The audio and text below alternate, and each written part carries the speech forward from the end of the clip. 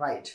අයිබෝන් පුතේ සියලුම දෙනාට අපි මේ වීඩියෝ එකේදී සාකච්ඡා කරමු Python ක්‍රමලේඛන භාෂාව හැඳින්වීම කියන කොටස. right. එහෙනම් අපි ඉගෙන ගන්න හදන්නේ Python ක්‍රමලේඛන භාෂාව. අපි කොහොමද Python programming language එක භාවිතා කරලා කේත ඛණ්ඩයක් ලියන්නේ, program එකක් ලියන්නේ කියලා.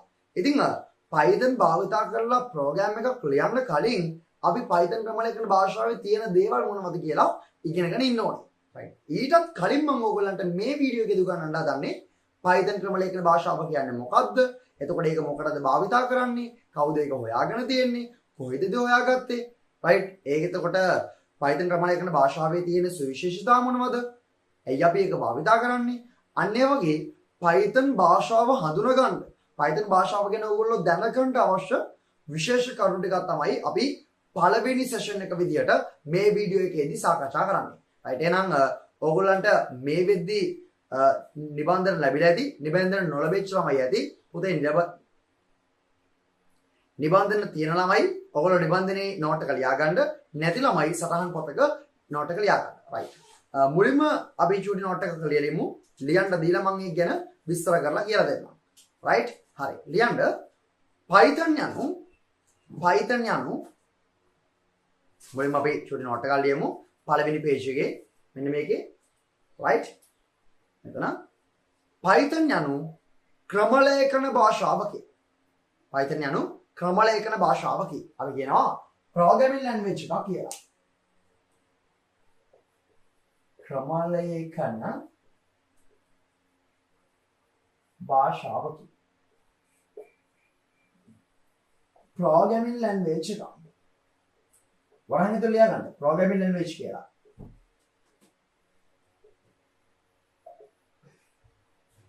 programming language ක්‍රමලේඛන භාෂාවක්. Python යනු ක්‍රමලේඛන භාෂාවකි වරහන් ඇතුලේ programming language.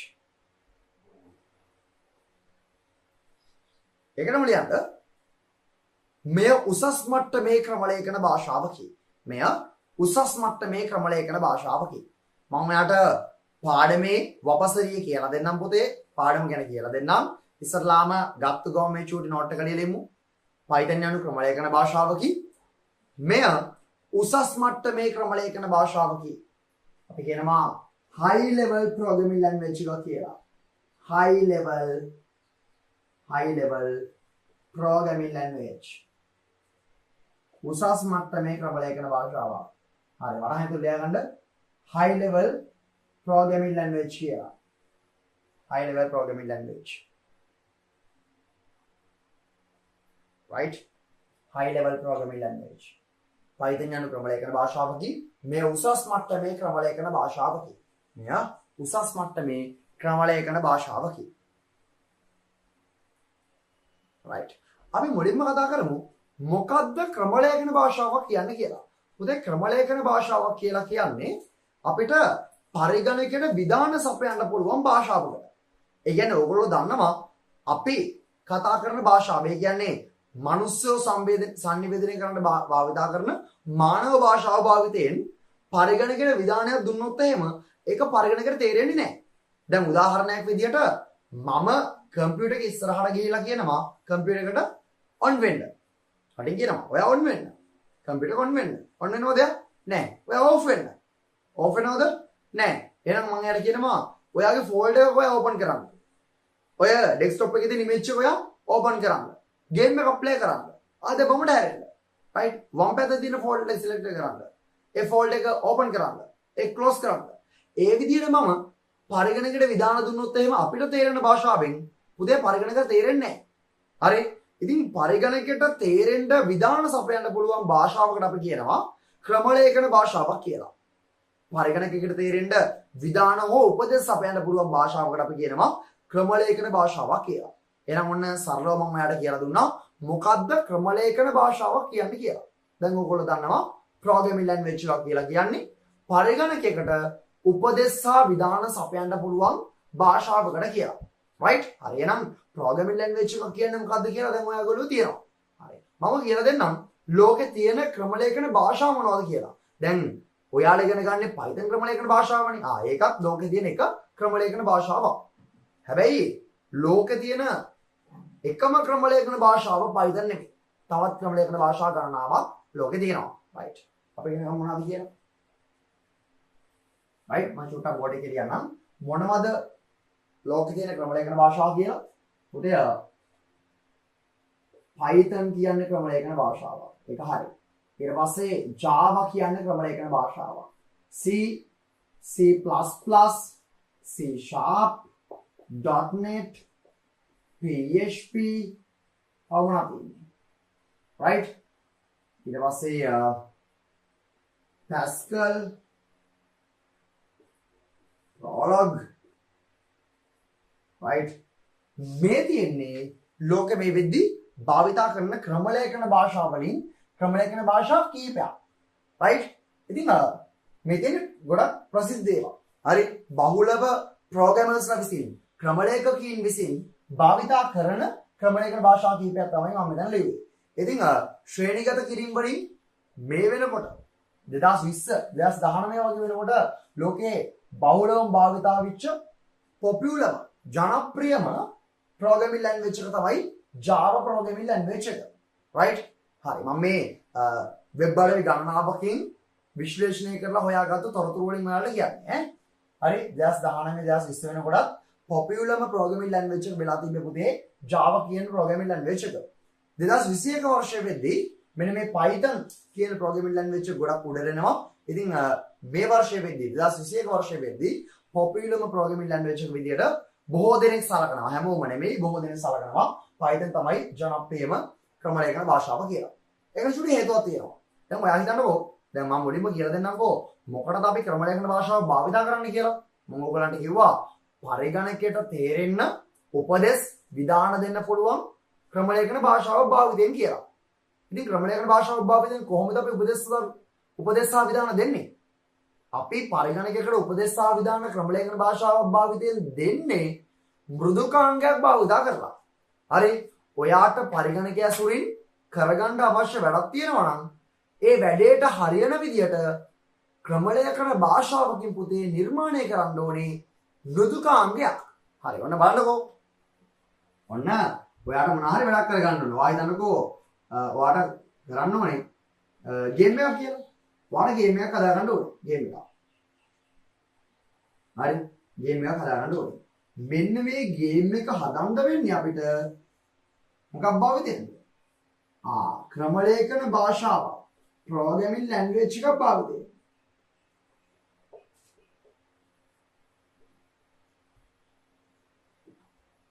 හරි ක්‍රම ලේඛන භාෂාවක් භාවිතයෙන් තමයි ගේම් එක හදන්න වෙන්නේ.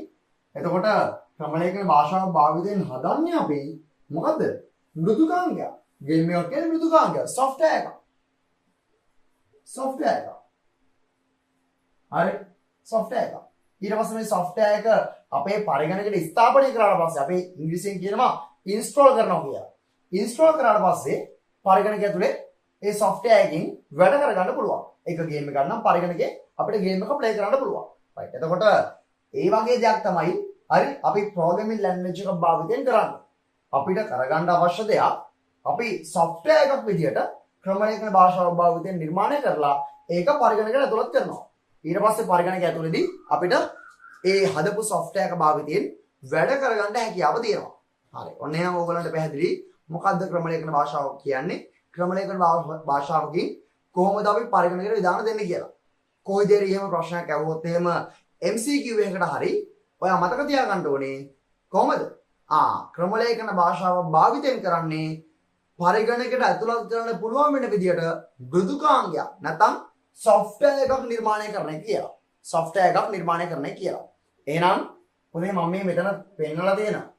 Python, Java, C, C++, C#, .NET, PHP, Pascal, Prolog මේ කියන සියලුම ක්‍රම ලේඛන භාෂා භාවිතයෙන් අපිට පුළුවන් software හදාගන්න.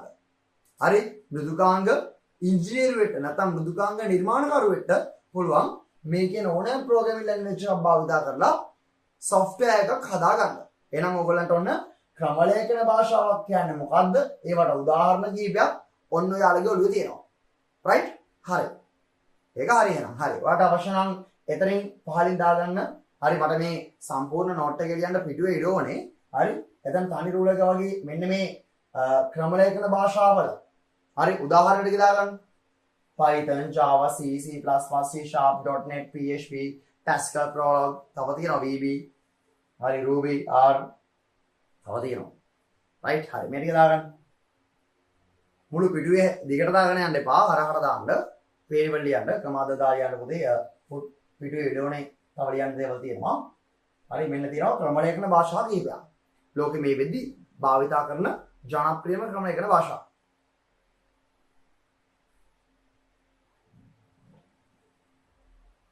right ඊට පස්සේ මම ඔයාලට කියනවා නෝට් එකේදී මෙන්න මේ Python කියලා කියන්නේ උසස් මට්ටමේ ක්‍රමලේඛන භාෂාවක් කියලා. ඔතේ ඇත්තරම ක්‍රමලේඛන භාෂාව අපි ගත්තට පස්සේ ප්‍රධාන වශයෙන් වර්ග දෙකකට බෙදනවා.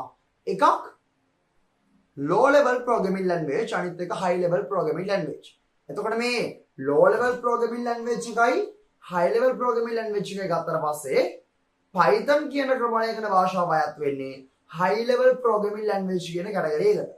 උසස් මට්ටමේ ක්‍රමලේඛන භාෂාව කියන වර්ගයට තමයි Python ක්‍රමලේඛන භාෂාව අයත් වෙන්නේ. ඉතින් මෙන්න මේ low level programming language එකයි high level programming language එකයි මෙන්න මේ වර්ග දෙක ගත්තාම මොකද්ද මේ දෙකේ තියෙන වෙනස? කොහොමද අපි මේ දෙක අඳුරගන්නේ? ඇයි මේක වර්ග දෙකකට වෙන් කරලා තියෙන්නේ? පුතේ high level programming language එකක් වුණාම ඒ language එකේ භාෂාවේ තියෙන වචන ගොඩක් වෙලාවට අපේ වචන වලට සමානයි. හරි අපි සාමාන්‍යයෙන් භාවිතා කරන ඉංග්‍රීසි වචන වලට ගොඩක් සමාන වචන තමයි high level programming language එකක භාවිතා වෙන්නේ.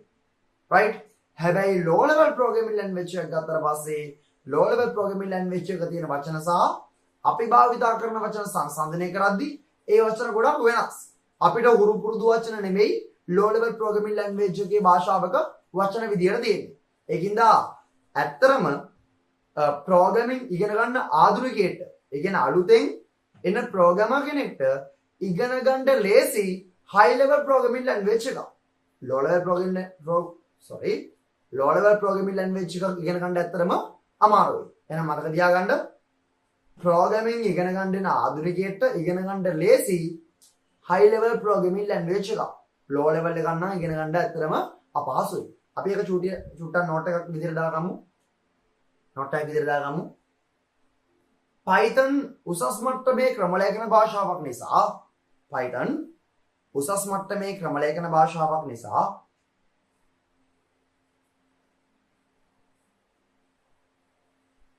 මෙම භාෂාව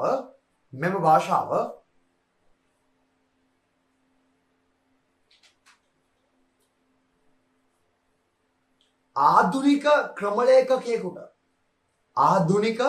ක්‍රමලේඛකයෙකුට ඉතා පහසුවෙන් අධ්‍යයනය කළ හැකි ක්‍රමලේඛන භාෂාවකි. ඉතා පහසුවෙන් අධ්‍යයනය කළ හැකි ක්‍රමලේඛන භාෂාවකි.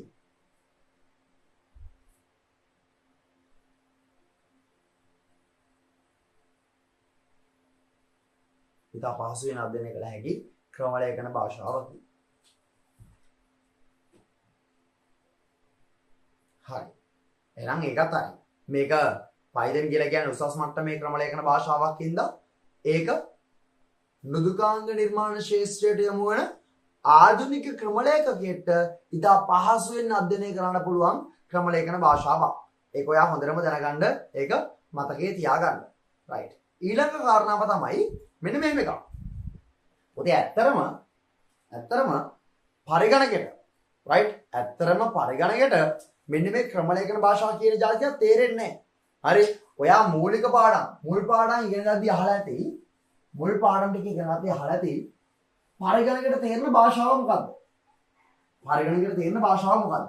ඇත්තරම කම්පියුටර් එකට තේරෙන ලැන්ග්වේජ් එක මොකද්ද? අහලා තියෙනවද මැෂින් ලැන්ග්වේජ් එක කියලා?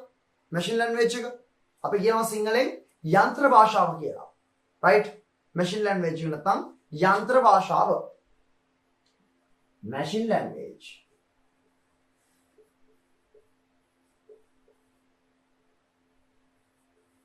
අපි කියනවා යන්ත්‍ර භාෂාව කියලා. මෙන්න මේ යන්ත්‍ර භාෂාව තමයි උදේ පරිගණකයට තේරෙන්නේ. යන්ත්‍ර භාෂාව හැදිලා තියෙන එක බිඳුවේ 10 වයි. right? ඒ කියන්නේ bit වලින්. ඒක විතරයි පරිගණකයට තේරෙන්නේ. හරි මම මේ 10 කතාව ආයෝග කරන්න මෙතනදී කියලා දෙන්නේ නැහැ. ඔයගොල්ලෝ දැනගෙන ඉන්න ඕනේ ඒක මූලික පාඩම් වලදී මුල් පාඩම් වල කියලා දෙන්න අවශ්‍ය දේවල් මම මේ පාඩමේදී කියලා දෙන්න උත්සාහ කරන්නේ. මතක තියාගන්න යන්ත්‍ර භාෂාව කියන්නේ එක බිඳුව. එක බිඳුවෙන් හැදිච්ච භාෂාවක් තමයි මැෂින් ලැන්ග්වේජ් කියලා කියන්නේ. එතකොට කම්පියුටර් එකට තේරෙන්නේ මෙන්න මේ මැෂින් ලැන්ග්වේජ් එක විතරයි. යන්ත්‍ර භාෂාව විතරයි. ඉතින් එහෙනම් කොහොමද ක්‍රමලේඛන භාෂාවකින් ලියන කෝඩ් එකක් මැෂින් ලැන්ග්වේජ් එකට තේරෙන්නේ? සෝරි. කම්පියුටර් එකට තේරෙන්නේ. මෙන්න මෙහෙමයි. අපි මෙන්න මම මෙතන ලියන ක්‍රමලේඛන භාෂාව. හරි. ක්‍රමලේඛන භාෂාව. හරි. Programming language. Pascal, Python, Java, C, C Sharp, PHP. right? මෙන්න තියෙනවා ක්‍රමලේඛන භාෂාව. එතකොට මේ ක්‍රමලේඛන භාෂාවකින් අපි කෝඩ් එක ලියුවට පස්සේ ප්‍රෝග්‍රෑම් එක ලියුවට පස්සේ ඒක කෙලින්ම කම්පියුටර් එකට තේරෙන්නේ නැහැ. ඒක කෙලින්ම කම්පියුටර් එකට තේරෙන්නේ නැහැ. කම්පියුටර් එකේ තියෙන CPU එකට පරිගණකයේ තියෙන මධ්‍ය සැකසුම් ඒකකයට එක්සිකියුට් කරන්න පුළුවන් ක්‍රියාත්මක කරන්න පුළුවන් යන්ත්‍ර භාෂාවෙන් දෙන කෝඩ් විතරයි. right? එහෙනම් මෙන්න මෙතන ඉන්නවා CPU එක. හරි? මධ්‍ය සැකසුම් ඒකකය. මෙයාට එක්සිකියුට් කරන්න පුළුවන් යන්ත්‍ර භාෂාවෙන් දෙන කේත විතරයි. right? machine language එකෙන් දෙන කෝඩ් විතරයි එක්සිකියුට් කරන්න හැකියාව තියෙන්නේ. right? හරි. එහෙනම් අපි ක්‍රමලේඛන භාෂාවක් භාවිතයෙන් programming language එකක් භාවිතයෙන් අපි program එකක් ලියුවාට පස්සේ ඒ ලියන program එක code එක භාෂා පරිවර්තකයන් උපයෝගී කරගෙන කවුද? භාෂා පරිවර්තකයන්. භාෂා පරිවර්තකය. අදැවුවේ. හරි? හරි. භාෂා පරිවර්තකය. අපි කියනවා language translators. භාෂා පරිවර්තකයන් උපයෝගී කරගෙන හරව ගන්නවා පුතේ යන්ත්‍ර භාෂාවට. භාෂා පරිවර්තකයන් උපයෝගී කරගෙන හරව ගන්නවා යන්ත්‍ර භාෂාවට. right? එහෙනම් ඔන්න බලා ගන්න. අපි කෝඩ් එක ලියන්නේ ප්‍රෝග්‍රෑම් එක ලියන්නේ ක්‍රමලේඛන භාෂාවලින්. ක්‍රමලේඛන භාෂාවකින් ලියුව කෝඩ් එක යන්ත්‍ර භාෂාවට. මෙන්න මේ එක බිඳුවෙන් හැදිච්ච කෝඩ් එකක්. හරි? තනිකර එක බිඳුව තියෙන්නේ.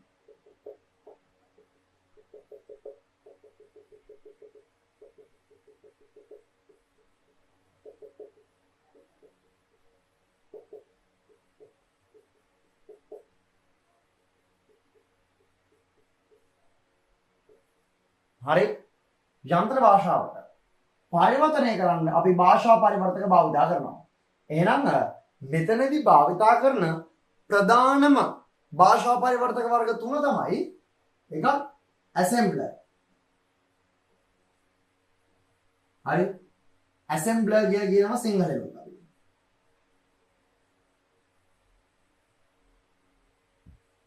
assembler. හරි? ඊළඟ එක compiler.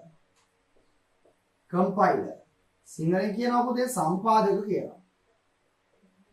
සම්පාදක. compiler. තුන්වෙනි එක interpreter. සිංහලෙන් කියනවා අර්ථ වින්‍යාසක කියලා. මොකද? අර්ථ වින්‍යාසක. අර්ථ වින්‍යාසක. හරි? assembler සිංහලෙන් කියන්නේ assembler කියලා. compiler සම්පාදක. ඊළඟ එක interpreter සිංහලෙන් කියනවා අර්ථ වින්‍යාසක කියලා. එහෙනම් මෙන්න ක්‍රමලේඛන භාෂාවක් යන්ත්‍ර භාෂාවක් බවට පරිවර්තනය කරන්න. ක්‍රමලේඛන භාෂාවකින් ලියුව ඛේදයක් යන්ත්‍ර භාෂාව බවට පරිවර්තනය කරන්න යොදා ගන්න භාෂා පරිවර්තක තුන.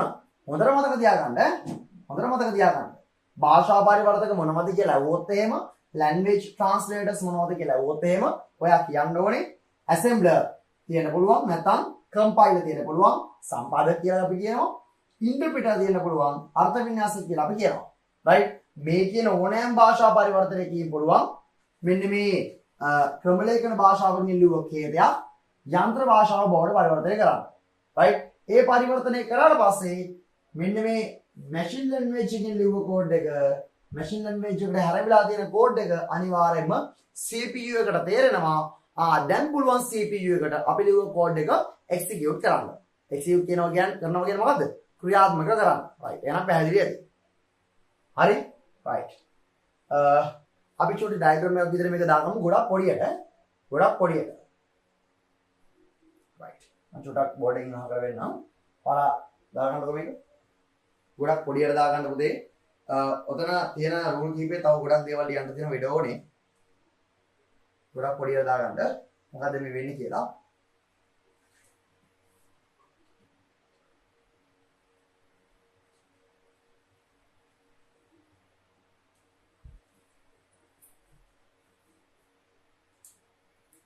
හරි ඔයගොල්ලෝ වැඩේ කරගන්න මම ඊගම තව ටිකක් කියලා දෙන්නම්. පොතේ මෙන්න මේ දැන් අපේ ක්‍රමලේඛන භාෂාවකින් ලියුව ඛේදයක් මෙන්න මේ භාෂා පරිවර්තක භාවිතයෙන් අපිට පුළුවන් නේ යන්ත්‍ර භාෂාව බවට හරවන්න. එතකොට ඔයා හිතන්නකෝ දැන් Java කියනවා. හරි Java programming language එකකින් ලියුව කෝඩ් එකක්. ඒක machine language එකට හරවන්න මේ තුنين කැමති එකක් භාවිත කරන්න බෑ. අන්න එහෙම දෙයක් තියෙනවා. හරි එක ක්‍රමලේඛන භාෂාවකින් ලියලා තියෙන ඛේදයක් machine language එකට convert කරන්න මේ තුنين කැමති එකක් භාවිත කරන්න බෑ. right? මේ තුنين එකයි භාවිත කරන්න පුළුවන්. හරි Java වලින් නම් කෝඩ් එක ලියලා තියෙන්නේ machine language එකට convert කරන්න භාවිත කරන්නේ compiler. හරි interpreter එකකින්වත් assembler කෙනකින්වත් ඒ වැඩේ කරන්න බෑ. හරි ඒ වගේම අපි දැන් කතා කරන්නේ අපිට විශේෂ කවුද? Python.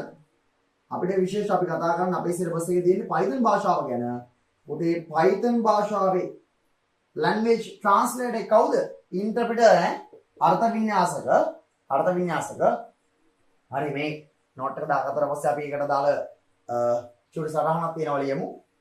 හරි ඒ සටහන එන්න ඕනේ Python ක්‍රමලේඛන භාෂාව නිර්මාණය වෙලා තියෙන්නේ අර්ථ වින්‍යාසක මත පදනම් වෙලා කියලා. right ඔයා මේක දාගන්න මම චුට්ටක් බෝඩ් එකකින් අයින්ට වෙලා ඉන්නම්. පොඩි වෙලාවක් දෙන්නම් ඔයාලට මේක නෝට් කරගන්න. ඔය පිටුවේ තව ගොඩක් දේවල් ලියන්න තියෙනවා. ඉඩ තියාගෙන ඔය සටහන අඳගන්න ඈ.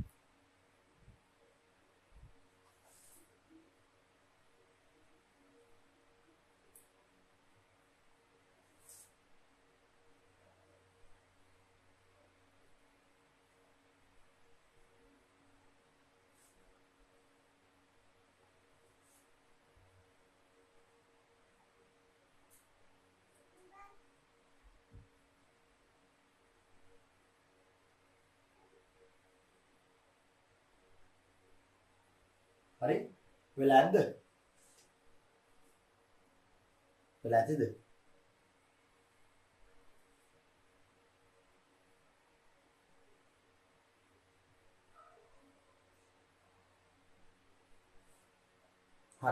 ලියන්න පුතේ. ඔයිට පහලින් නෝට් එක. ඔයිට පහලින් ලියන්න නෝට් එක. තාම ඔයගොල්ලෝ අර පළවෙනි page එකේමයි දාන්න ඕනේ ඈ.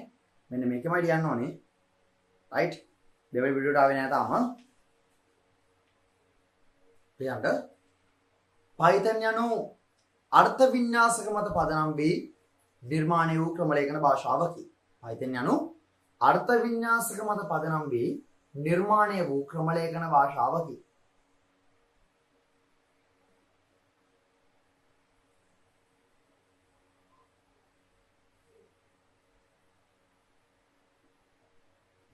එම නිසා Python ක්‍රමලේඛන භාෂාව භාවිතයෙන් නැත්නම් එම නිසා Python ක්‍රමලේඛන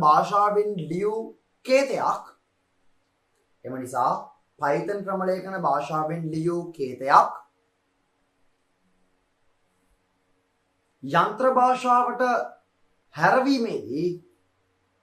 යන්ත්‍ර භාෂාවට හැරවීමේදී අර්ථ වින්‍යාසක වරහන් ඉදර දාගන්න ඉන්ටර්ප්‍රිටර් කියලා. ඉන්ටර්ප්‍රිටර් බෝඩ් එකේ තියෙනවා. ඉන්ටර්ප්‍රිටර් භාවිතා කරයි. ඉන්ටර්ප්‍රිටර් අර්ථ වින්‍යාසක භාවිතා කරයි.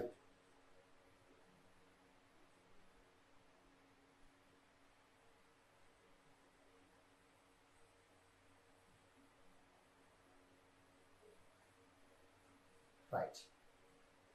අපි තවසුට්ටක් ලියමු අර්ථ වින්‍යාසක ගැන. අර්ථ වින්‍යාසක මොන විදියටද ක්‍රියාත්මක වෙන්නේ කියලා. උදේ මේ ඇත්තටම assembler, compiler, interpreter කියන තුනම එකම විදියට නෙමෙයි ක්‍රියාත්මක වෙන්නේ. මේ තුනෙන්ම වෙන වැඩේ ක්‍රමලේඛන භාෂාවකින් ලියුව කේතයක් යන්ත්‍ර භාෂාව බවට පරිවර්තනය වීම උනාට මේ තුනම ක්‍රියාත්මක වෙන්නේ එකම විදියට නෙමෙයි. තුන විදියකට තමයි ක්‍රියාත්මක වෙන්නේ. දැන් උදාහරණයක් විදියට ඔයා හිතන්නකෝ පුතේ මම Java ක්‍රමලේඛන භාෂාව භාවිතයෙන් කෝඩ් එකක් ලියනවා කියලා. right? කෝඩ් එකක් ලිව්වම ඒකේ language translator එක compiler නේද? හරි. ඔයා හිතන්න මම බෝඩ් එක මගන්නම්. නැත්නම් බෝඩ් එකේ තියෙදි මට ඔයාලට සටහනක් හඳ වෙන්නලා විදියක් නෑ. හරි. ඔයගොල්ලන්ට මම සටහනක් ඇඳගන්න දුන්නාට පස්සේ ඔයාට ඒක මතක තියාගන්න තියෙන එකම ක්‍රමවේදේ හරි ඒක ආය සියවතාවක් විතර පාඩම් කරන එක නෙවෙයි සටහන හරි මනසේ අඳ ගන්න. එතකොට මතක් වෙනවා ඉක්මනට. right? සටහන මනසේ අඳ ගන්න. ඒක තමයි අපිට සටහනක් මතක තියාගන්න තියෙන ලේසිම ක්‍රමවේදය. අපේ තියරි එකක් ලොකු ඡේදයක් වගේ නන්නේ අපි පාඩම් කරගන්නේ නේද? ඡේදයක් අපිට මනසේ අඳ ගන්න බෑනේ. සටහනක් දෙන්නේ මනසේ අඳ ගන්න පුළුවන් වෙන්න. right? එහෙනම් සටහනේ දෙන දේ සටහනක් විදියට දෙන්නේ නැතුව ලියන්න දෙනවනේ ඡේදකින් නේද? right? හරි. ඔන්න බලන්න උදාහරණයක්. ඔන්න පුතේ වා Java ක්‍රමලේඛන භාෂාව භාවිතයෙන් Java භාවිතයෙන් ඔයා ලියනවා කෝඩ් එකක්. හරි. එතකොට ඒක machine language එකට convert වෙන්නේ compilers භාවිතයෙන්. සම්පාදක උපයෝගී කරගෙන නේද? සම්පාදක උපයෝගී කරගෙන තමයි machine language එකට convert වෙන්නේ. හරි.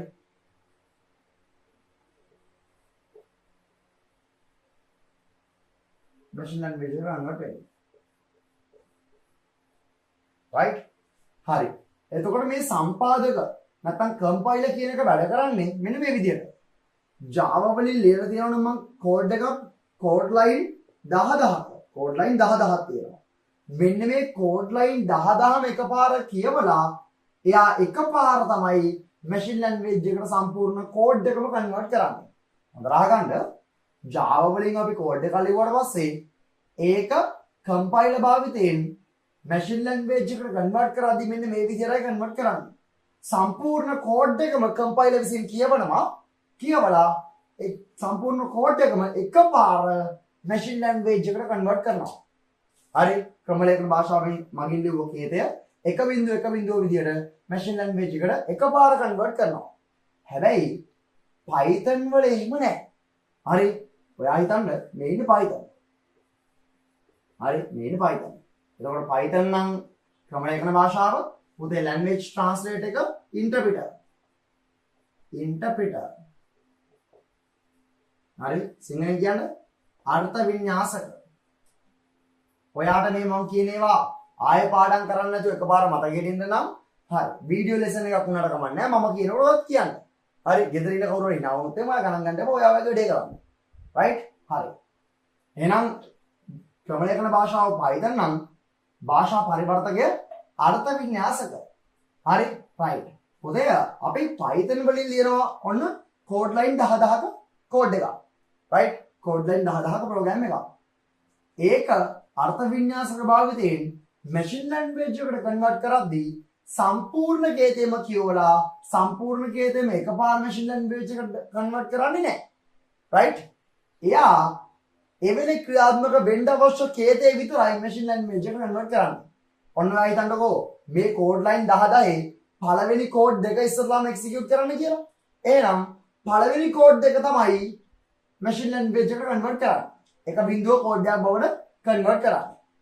ඊට පස්සේ ඊළඟ කෝඩ් එක ක්‍රියාත්මක වෙනවා නම් ඊළඟ කෝඩ් එක දැන් තමයි මැෂින් ලැන්ග්වේජ් එකට කන්වර්ට් කරන්නේ. ඊට පස්සේ ක්‍රියාත්මක වෙනවා නම් ඊළඟට තියෙන කෝඩ් ලයින් 5 ඒ කෝඩ් ලයින් 5 දැන් තමයි මැෂින් ලැන්ග්වේජ් එකට කන්වර්ට් කරන්නේ.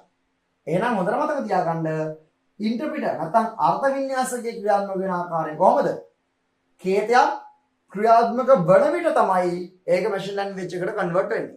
නැත්නම් සම්පූර්ණ ප්‍රෝග්‍රෑම් එකම එකපාර රීඩ් කරලා ඒක එකපාර මැෂින් ලැන්ග්වේජ් එකට කන්වර්ට් කරන්නේ නැහැ. ඔන්න ඔයාලට මම කියලා දුන්නා අපේ භාෂා පරිවර්තක වලින් ප්‍රධානතම භාෂා පරිවර්තක දෙකක් විච්ච කම්පයිලර් එක සහ ඉන්ටර්ප්‍රිටර්ගේ ප්‍රධාන වෙනස්කම් දෙකක්. සහ Python ක්‍රමලේඛන භාෂාව කියලා කෝඩ් එකක් කොහොමද මැෂින් ලැන්ග්වේජ් එකක් බවට කන්වර්ට් වෙන්නේ? අපි Java programming language එකකින් ලියපු කෝඩ් එකක් කොහොමද මැෂින් ලැන්ග්වේජ් එකට කන්වර්ට් වෙන්නේ? ඊටාම පැහැදිලි කොටස් දෙකක්, වැදගත් කොටස් දෙකක් තමයි ඔයාලට දැන් මම කියලා දුන්නේ. රයිට්? හරි. ලියමු. ඔයාලට ඕනම් මේක සරහනක් විදියට දාගන්න ඉඩ තියෙනම නම් දාගන්න. තව කොටස් කීපයක් ලියන්න තියෙනවා ඈ. ඉඩ තියෙනවා නම් මේක දාගන්න. හරි? ඕන නැත්නම් ඕනේ නැහැ. ලියන්න චුටි නෝට් එකක්. Python ක්‍රමලේඛන භාෂාව භාවිතයෙන් ලියූ කේතයක්. Python ක්‍රමලේඛන භාෂාව භාවිතයෙන් ලියූ කේතයක්.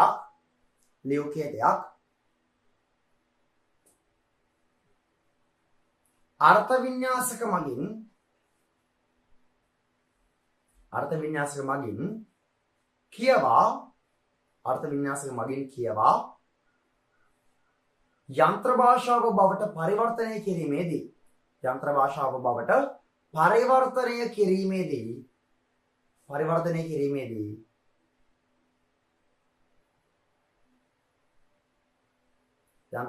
බවට පරිවර්තනය කිරීමේදී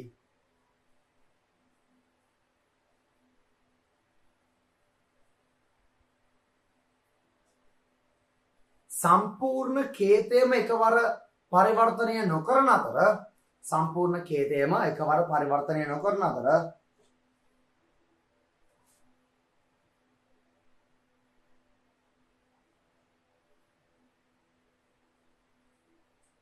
අදාළ කේතයේ ක්‍රියාත්මක වන අවස්ථාවේදී නැත්නම් කේතයක් ක්‍රියාත්මක වන අවස්ථාවේදී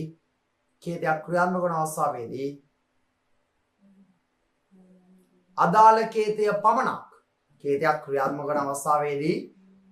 කේතය පමණක් යන්ත්‍ර භාෂාව බවට පරිවර්තනය වීම සිදු වේ.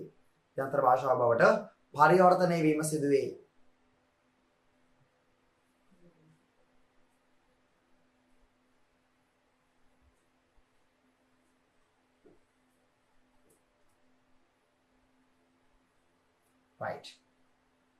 එහෙනම් ඔන්න ඉන්ටර්ප්‍රිටර් භාවිතයෙන් නම් ක්‍රමලේඛන භාෂාව හැදිලා තියෙන්නේ.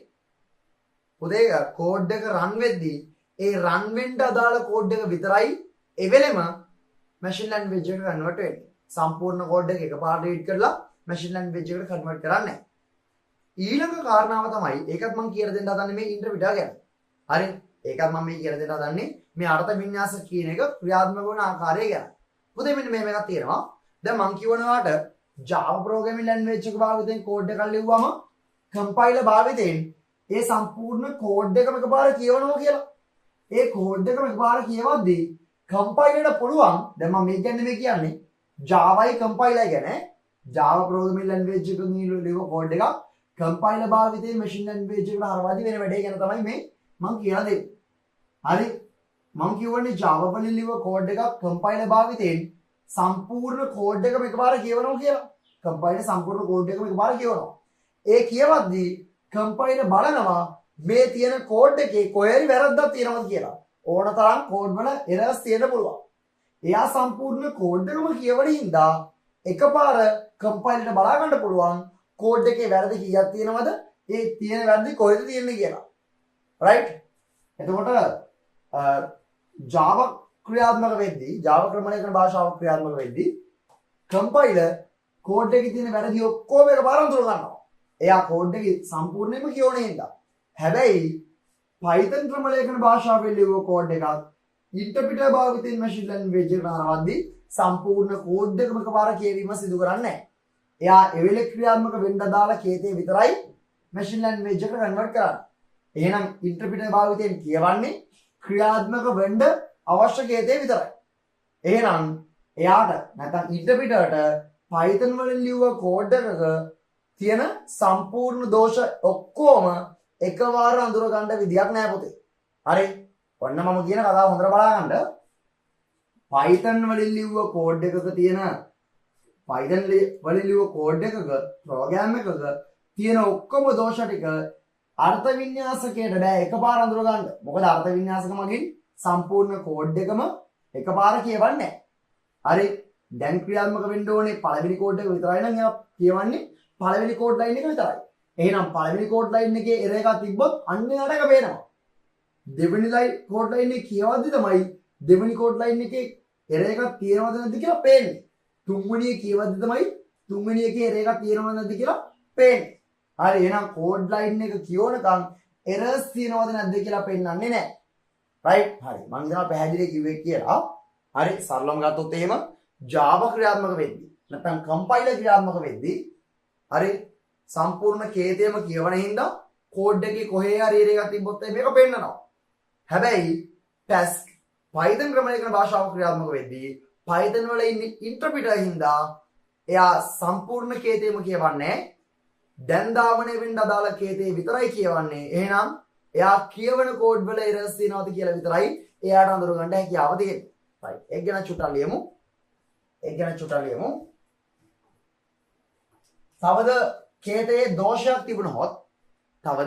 කේතයේ දෝෂයක් තිබුණොත්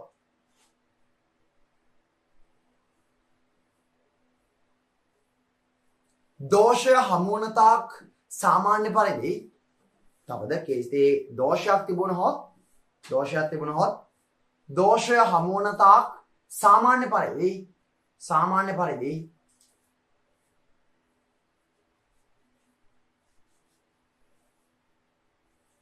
ක්‍රමලේඛනය ක්‍රියාත්මක වන අතර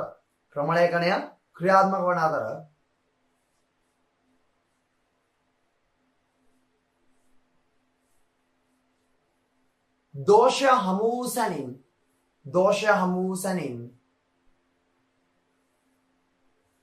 ක්‍රමලේඛනයේ ක්‍රියාත්මක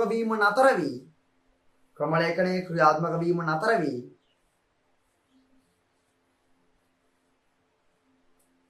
අදාළ දෝෂ පණිවිඩය පෙන්වයි.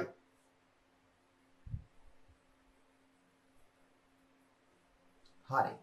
එතකොට දැන් ඔය කිව්ව කතාවෙන් තේරෙන දේ තමයි හරි පොතේ Python කෝඩ් එකක එරර් එකක් තිබ්බත් කෝඩ් එක රන් වෙනවා.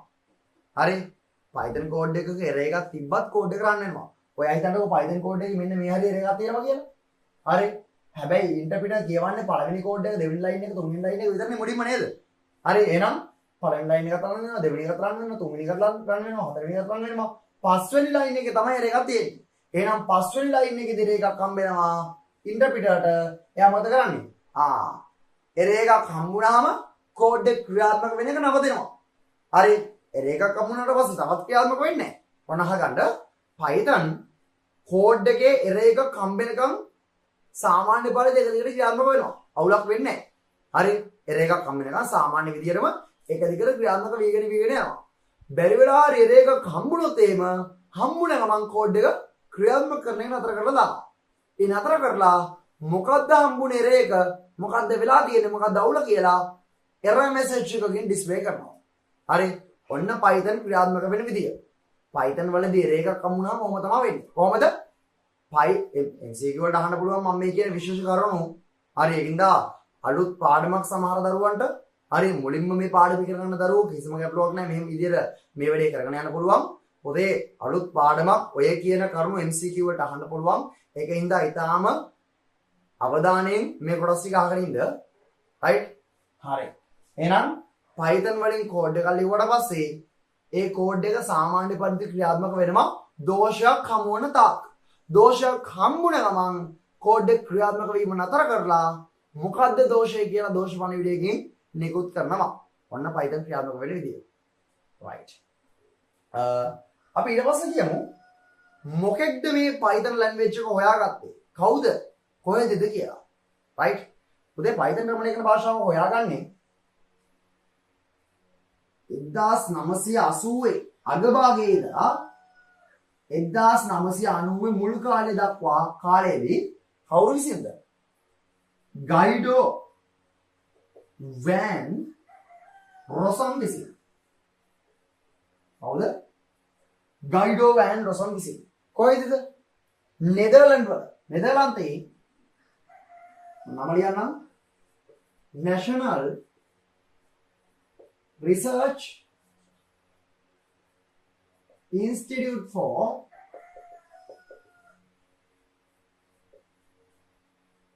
Mathematics and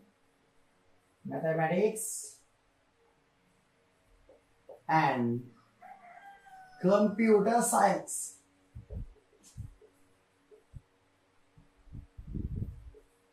right? Mathematics and Computer Science කියන ඉන්ස්ටිටියුට් එකේ තමයි මෙන්න මේ ලැන්ග්වේජ් එක හොයාගන්නේ.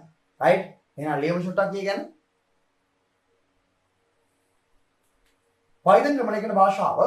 Python ක්‍රමණිකන භාෂාව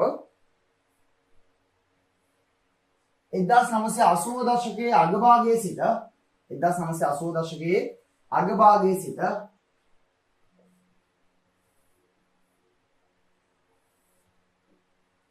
1990 දශකයේ මුල් කාලය දක්වා මුල් භාගය කියලා දාන්න එපා මුල් කාලය කියලා ලියන්න 1980 දශකයේ අගභාගයේ සිට 1990 දශකයේ මුල් කාලය දක්වා 1990 දශකයේ මුල් කාලය දක්වා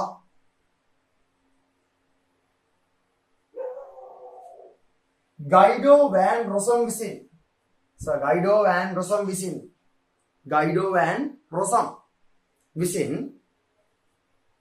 නෙදර්ලන්තයේ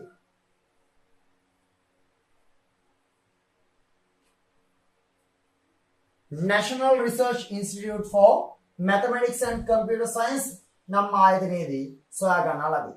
මෙයා ගන්න උඩ තියෙන කෝඩ් එකේ නම National Research Institute for Mathematics and Computer Science නම් ආයතනයේදී සොයා ගන්නා ලදී. right? නම බලලා හරියට ලියන්න බෝඩ් එකේ දාලා තියෙන බොරු ලියන්න එපා. හරි?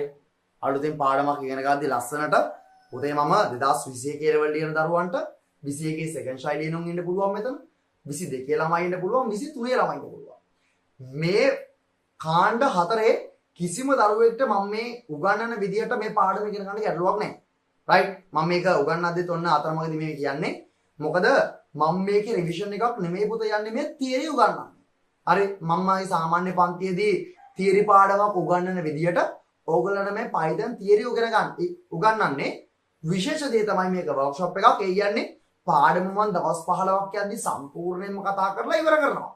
හරි මේ ඇතිවිච්ච තත්වෙත් එක්ක ඕගොල්ලන්ට පාඩම් ගොඩක් මගහැරලා තියෙන්නේ. අන්න ඒකින්දයි මේ වගේ දෙයක් යොදලා තියෙන්නේ. ඕගොල්ලන්ට මේ වර්ක්ෂොප් එක කරා පුළුවන් Python පාඩම එකපාර කරලා ඉවරම කරලා දාගන්න. රයිට්? ඒක තමයි මේකේ තියෙන වාසිය. හරි? රයිට්. ඒකින්ද 2023 ලෙවල් උනත් 22 ලෙවල් උනත් 21 ලෙවල් උනත් 21 සෙකන්ඩ් ශෛලිය නම් හරි දෙවනි වටේ ගේම් එක බාරගත්තු දරුවෙක් වුණත් කිසිම ගැටලුවක් නැහැ මේ පාඩම එලකිට වගේ කොට දා ගන්න පුළුවන්. අපිට දැන් ලියන්න පුළුවන්. හරි. ඔයගොල්ලෝ කවුද හොයාගත්තේ? කොයි කාලෙද?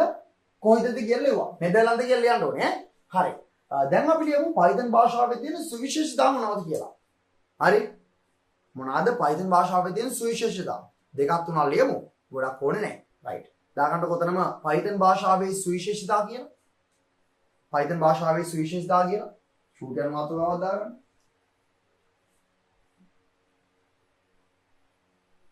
right. Python භාෂාවේ සුවිශේෂතා.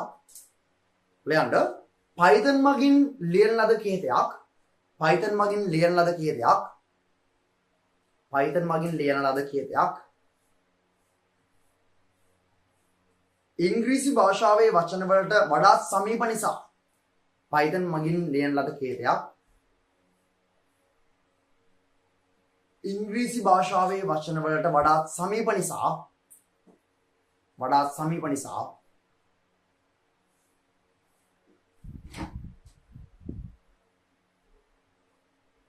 කේතේ ඉතා පහසුවෙන් අවබෝධ කරගත හැක. කේතේ ඉතා පහසුවෙන් අවබෝධ කරගත හැක. පොතේ Python වලින් ලියන කෝඩ් එක මම මුලදී කිව්වා ඔයාලට නේද? අපේ ඉංග්‍රීසි භාෂාවේ වචන වලට ගොඩක් සමීපයි. අපි දන්න වචන තියෙන්නේ. ඒකින්ද අපිට කෝඩ් එක දැක්කහම බලලා තේරුම් ගන්න පුළුවන් විදිහේ එච්චර ලේසි කෝඩ් එකක් තමයි අපි Python වලින් ලියන්නේ. ඔයගොල්ලෝ වැඩේ කරන්න ගත්තාම තේරෙයි. right? හරි. next one ඊළඟ point එක ලියන්න.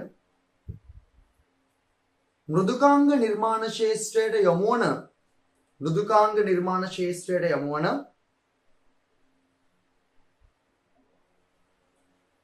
ආධුනික ක්‍රමලේඛකයෙකුට මෘදුකාංග නිර්මාණ ශාස්ත්‍රයට යොමු වන ආධුනික ක්‍රමලේඛකයෙකුට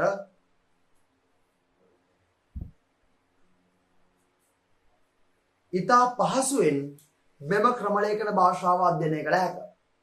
හදිසි නැතුව ලියන්න. මෘදුකාංග නිර්මාණ ශාස්ත්‍රයට යොමු වන ආධුනිකයෙකුට ඉතා පහසුවෙන් මෙම ක්‍රමලේඛන භාෂාව අධ්‍යයනය කළ හැක. ගොඩක් ඊසි මේක ඉගෙන ගන්න පුළුවන්. ඔන්න බලන්න ඔයගොල්ලන්ට මම මේක උගන්වද්දී ඔයගොල්ලෝ ගේමක් නැතුව මේක ඉගෙන ගන්නවා. සහ මේකෙන් කෝඩුත් ලියනවා. හරි සිම්පල් කේස් එකක් තියෙනවා. හරි ඉතා පහසුවෙන් මෙම ක්‍රමලේඛන භාෂාව අධ්‍යයනය කළ හැක.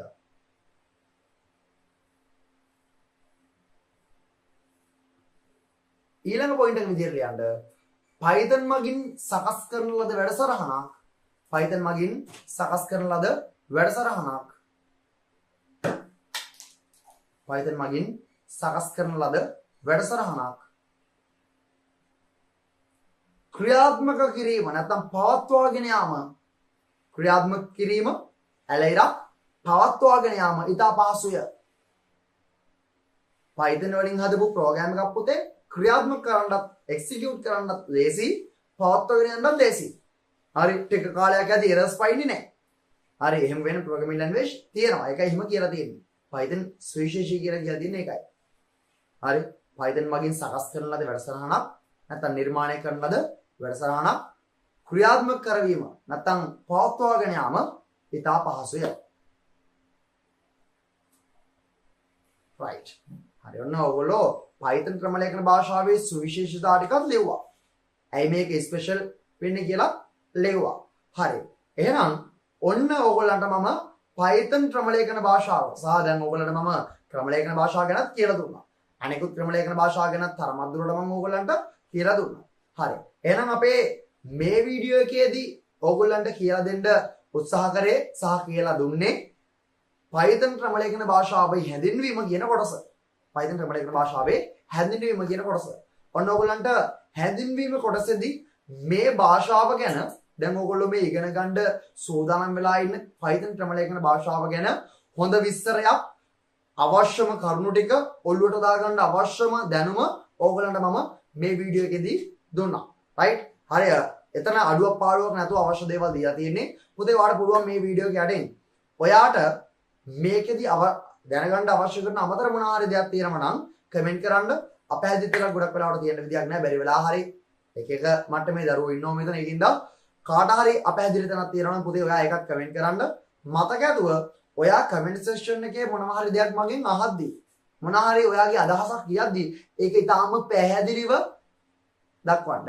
ඊටාම පැහැදිලිව කමෙන්ට් සෙක්ෂන් එකේ ඔයාගේ අදහස ඔයාලට තේරෙන භාෂාවකින් යොමු කරන්න කමෙන්ට් සෙක්ෂන් එකේදී.